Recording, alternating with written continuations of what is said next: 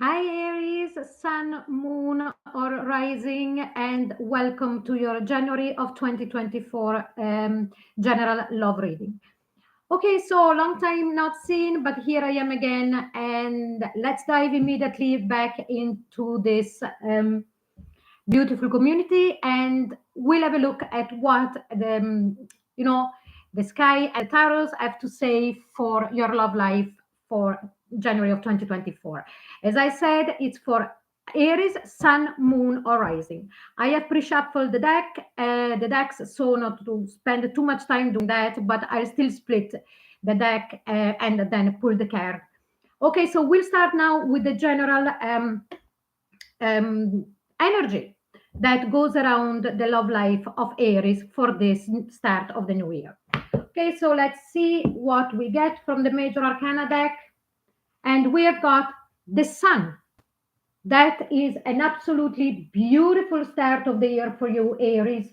The sun is, when you ask one question, reading and it's just one card, when the sun comes out it's a full yes, it's just the best of the best. Also, the sun brings clarity, brings life, brings the renewal of life, the renewal of understanding, and it brings everything to the forefront of our consciousness and understanding. So, wow, what a start! You are the first one, the first reading for the star signs, and wow, what a start! So, let's see now, and I am going to do for this month, and let's see how it goes. A new spread, three cards for the past, three for the present, and three for the future, going towards the future up to the end of January. Um, Please listen very carefully to the first three cards because that would give you an idea if this reading resonates with you or not. If not completely, and you know your rising sign and your moon sign, please go and have a look at those as well. Okay? So let's have a look now. I'll split the deck. This is actually a new deck. If anybody is interested to know what they are, it's the Sufi Tarot, and I find them very, very good. Okay, so let's have a look. This is for Aries of January of 2024. So let's get three cards for the past. We've got the Six of Staff. We've got the Ace of Cups. Wow. Wow, Aries. And we've got the Five of Swords. So these represent the past. Let's see at the present moment. We've got the Three of Cups, the Ace of Swords, and the Malika of Cups. I will explain to you. The names are a bit different sometimes in this deck, but I will explain to you exactly what they are. And let's see the future between now and the end of January. We've got the Five of Staff, the Nine of Coins, and the Eight of Swords. Okay, and at the bottom of the deck, we have got Nahes. Okay, that is the devil's card. Okay, so what it tells me there when I see that Nahes card, okay, the devil's card, it's like a message to you. Please don't see negative things even when where there is none. Okay, so always refer to the energy of the sun, that everything is clear. Don't be afraid to really understand that things are going in the right direction, even though you might have now and then your doubts. Don't let the nice or the devil really put the spanner on your working. Okay, so let's start. What we have here in the past, whatever you are in a connection at the moment or not, this is a general love reading. Okay, so just this very row, first row, please, really concentrate on this and see. Now we open with the Six of Staff, the Six of Wands. um Here, Aries, I feel that you in the past would have had a very, very good start of a relationship, or a very good start of a timing where you felt very victorious, very good within yourself, very content, and I have reached what I wanted to reach. That moment when you realize things are going much better than they were going. I'm already feeling victorious. I'm very proud of myself. I'm very, I'm feeling centered. That kind of feeling. And followed by the Ace of Cups, a new love, or a renewed love for yourself, or the renewal of a love that you already had before. So yes, this feeling of being content, of finally have reached the point where you wanted to be. And then the Five of Swords. The Five of Swords is that card that can represent fighting with someone else, or with your other person, or an internal battle. You see, as we can see here, there is dark waters. So what it could have happened in the past is that the doubts, if that was an internal conflict within yourself about the love life, here we're reading only about love, okay? This reading is all about love. This could have been an internal battle, like shadows coming back from the past of previous experiences, maybe with this person, maybe with somebody else, that really you had not healed up to that point, and that they resurfaced in a way of creating some doubts, or a conflict with the person that was after entering your life. Okay, so if this resonates with you, let's see the presence at the moment. Here we've got the Three of Cups. The Three of Cups, it's a beautiful card of joy. It's a beautiful card of enjoyment.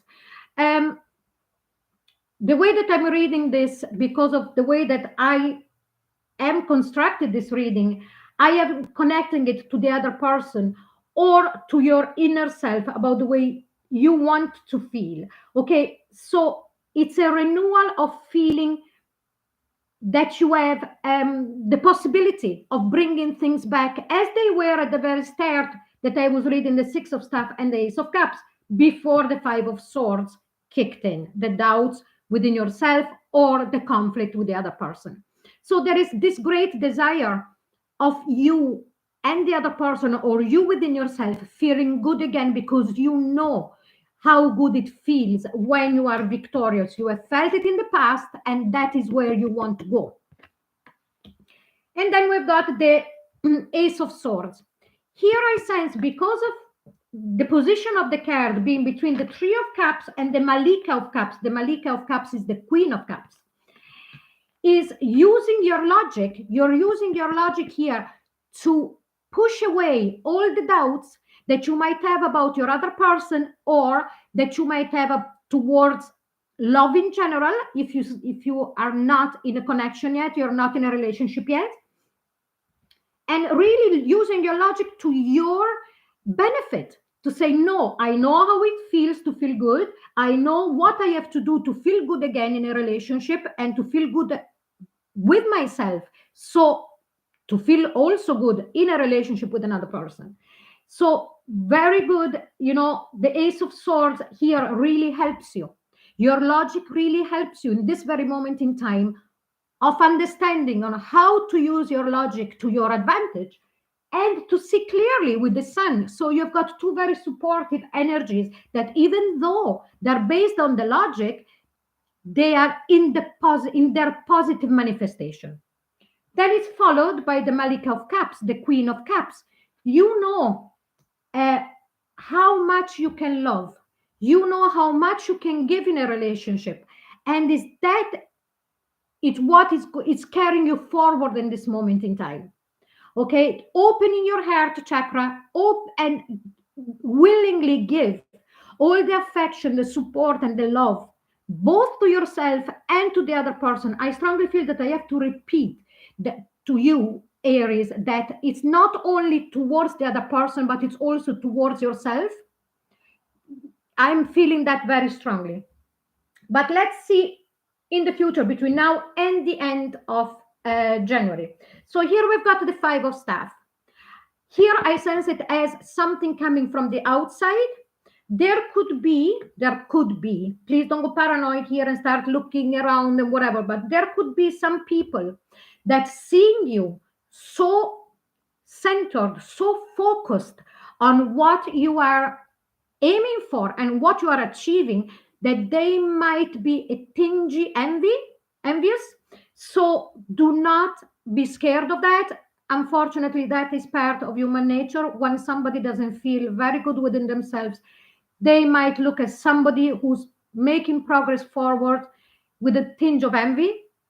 So I'm very mellow about this, because it's not something that should worry you really. And but be aware of it. And if you sense that, just really take it with that sense of empathy towards those people that you feel they might be a bit envious of the way that you are portraying yourself or the way that you're moving forward. And then we've got the 9 of coins.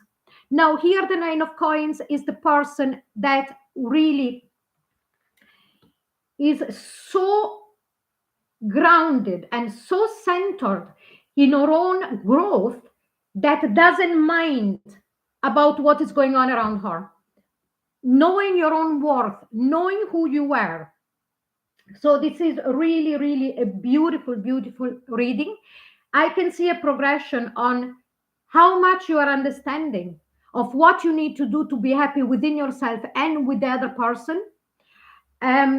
It's a beautiful thing. The last card here, the 8 of Swords, okay? Don't be scared of that. This is just an advice, okay? This is just an advice. That all of the reading is beautiful. The 8 of Swords is that card of when we get trapped into the logic.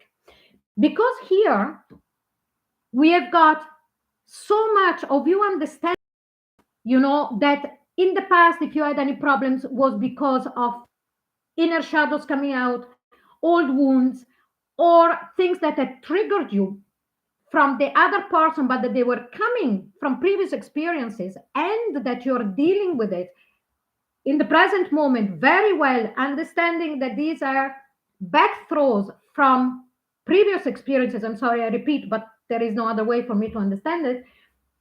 The last card is really saying, don't get trapped there going and analyzing too much what you're doing at the logical level, in the way that if you analyze too much, there is that tiny chance that it would bring you a bit back in the way of starting to think about too much on how did you get here. So just don't analyze, go, keep the logic in the positive way and keep moving forward. This is really, really a great reading, Aries. You are doing a great work, a great start of the year. I am delighted for you, and thank you so much for giving this beautiful reading as the start of the 2024 year for all the rest of the signs. And okay, so this is what I have for you. I hope you enjoyed it. If you did, please like, share, and subscribe. And if you would like a private reading with me, all of the details are in the comment box below. Thank you so very much for watching. Bye-bye.